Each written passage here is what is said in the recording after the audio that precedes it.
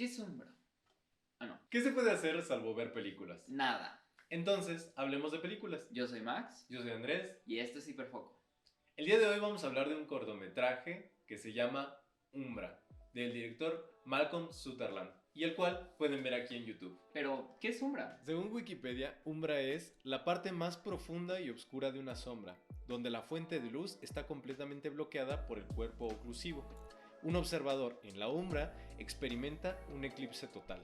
El corto comienza con un sujeto de color blanco que va en caída libre y atrapa una especie de burbuja que luego utilizará como un casco. Al momento de caer en el suelo, deja un hoyo del cual se levanta. El sol está eclipsado en el cielo. Él se pone a jugar con su sombra. Luego, varios sujetos similares, pero más chiquitos aún, empiezan a verlo de una manera extraña y se empiezan a brincar hacia su sombra. Él, asustado por no entender nada de la situación, huye hasta que se tropieza y cae. Ocultando ya su sombra, empieza a ser rodeado por una multitud de varios como mini ellos que empiezan a hacer una oscuridad alrededor de él. Al momento de caer dormido, empieza a tener un sueño muy extraño. En ese sueño extraño, él soñará que está siendo parte como de una gran esfera que de nuevo va a pasar el sol detrás de ella produciendo esta enorme umbra. Una vez más, él se verá despertando de este sueño, se dará cuenta de que esa esfera que agarró al inicio del corto se va rodando hacia la oscuridad que se aleja hasta desaparecer. Se va a levantar y vamos a entender que ese casco era indispensable para respirar. Siente el terror de estarse ahogando y comienza a correr hacia la oscuridad para no morir. Voltea a un lado, voltea al otro y se da cuenta de que esos seres chiquitos que vio al inicio están corriendo al lado de él, también a punto de asfixiarse, corriendo detrás de la esfera. Se detiene ante la sombra, mira hacia arriba y se mira a él como al principio del corto y está aterradísimo, principalmente porque se está muriendo. Se acerca al precipicio, mira hacia adentro de la sombra y no hace otra cosa más que saltar. La vida es un ciclo. El corto es algo cíclico que se va a empezar a repetir a lo largo de la eternidad. Algo muy parecido a lo que varios filósofos, y en especial Nietzsche, llaman como el eterno retorno. Nuestra vida se repetirá constantemente hasta la infinidad de los tiempos, tal cual ha pasado día con día, segundo por segundo, y nosotros solamente tendremos que ser espectadores de este ciclo que no podemos alterar. Se va repitiendo constantemente y no hay como ninguna alteración de las reacciones, ¿no? Sino todo lo que nos sucede ya ha sucedido con anterioridad en el pasado. A mí me llama mucho la atención de este corto que en este ciclo no es como que el personaje se relaciona consigo mismo, pero a dimensiones diferentes, a través de utilizar la sombra como una especie de portal, Claro. ¿no? Un portal que lo hace nacer, un portal que lo hace estar ahí existiendo, pero también es el portal que lo lleva como a la desesperación de poder morir. Y como que entendemos que el gigante es el mismo que vimos corriendo, pero también habían él multiplicado muchas veces, entonces creo que es muy desconcertante, y para esta sensación de extrañeza creo que se le agrega que no hay diálogos y que mucha de la emoción de extrañeza que ocasiona está en la música. Yo soy muy fan de la música, que es como orientalizada. A mí me da una ilusión como de ser música japonesa tradicional, pero no sé, me gusta esa sensación que da. En Japón tienen un teatro que se llama el teatro kabuki, en el que no hay palabras y todo se maneja a través de expresiones faciales, y todo el mundo conocemos esta como convencionalidad japonesa de que se pintan el rostro y se detonan bastante los rasgos faciales para poder generar esa expresividad solo a través de los gestos y de la música, que es un elemento que veo presente ahí. Y sobre la sombra, me gustaría mencionar de que la sombra representa lo que no queremos aceptar o lo que desconocemos de la vida. Tener una fricción con la naturaleza de nuestra existencia solo nos genera un disconfort para poder seguir viviendo y para poder como alcanzar mayores libertades, que sería como dejar de vivir con miedo. Eso me gusta mucho porque creo que la sombra, si la entendemos como esta parte que no queremos reconocer de nosotros mismos, para cada uno de nosotros es algo distinto. Me gusta que este corto no lo pone como una cosa como física, ¿no? Como un fenómeno físico de salto a un lugar y salgo en otro, ¿no? Pero acá lo interesante es como si tú saltaras en tu propia sombra, en ese lugar oscuro que no quieres que nadie conozca, ni a veces ni tú mismo conoces, pero está ahí manipulándote y manifestándose en tu comportamiento, ¿a dónde llegarías si saltaras ahí? ¿Cómo te verías a ti mismo desde en esa miniatura gigante? ¿Cómo te verías? Y principalmente, ¿cuál es el casco?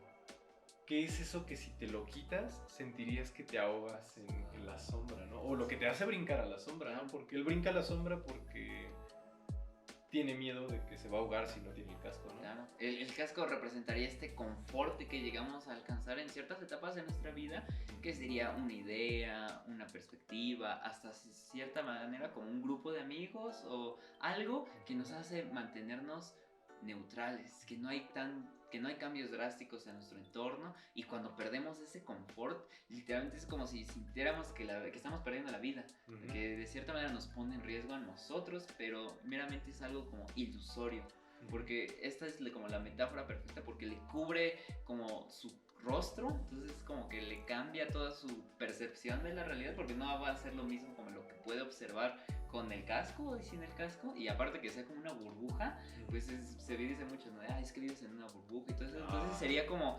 esta como mentalidad de estar cómodo con lo que ya tienes y no querer como expandir un poco más tu percepción, ¿no? O sea, tener una percepción más amplia sobre lo que te puede estar sucediendo, y tienes otra lectura de la sombra y sobre todo como lo que te pasa, porque yo creo que al momento de él no decidir quitarse el casco, sino que una situación se lo hizo retirarlo, y entonces fue como una pérdida involuntaria, y de tener que verse forzado a crecer, verse forzado a cambiar su realidad y decir, bueno, pues tengo que sobrevivir.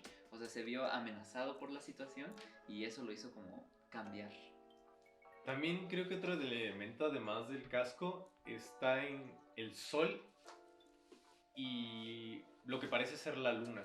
Y es que me parece que es un corto de muchas dualidades, porque pues el sol ilumina, y que el sol ilumine pues significa varias cosas, ¿no? Como poder ver tal vez la apariencia de las cosas, pero poder ver y tener cierta seguridad, ¿no? Claro. Por ejemplo, en el día tenemos menos miedo y como que andamos con mucha más certeza.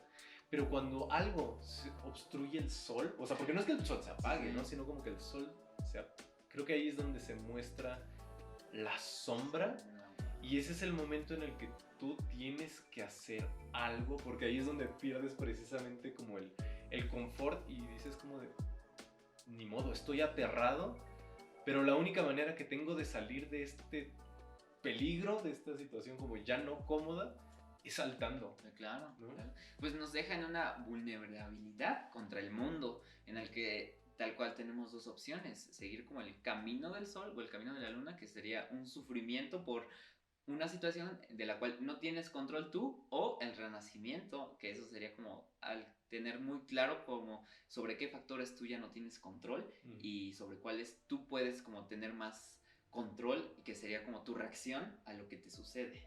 Ahora que dices renacimiento, hay una escena donde cuando él se queda dormido, de que se tiró en el suelo para que los personajitos no salten a la sombra, se queda dormido y es donde pierde el casco, y lo que sueña es que es como una especie de gusano. Yo siento que ahí es eso de la, no sé si llamarlo reencarnación, o sea, como que él se ve naciendo otra vez y sale a la tierra como por un hoyo, y lo primero que saca es su cabecita. Y florece. Y florece, pero también esa cabecita es la misma cabeza con la que él se tropieza y hace que se caiga. Entonces como que un poco de incluso como el volver a nacer significa un poco como de vas a tropezar.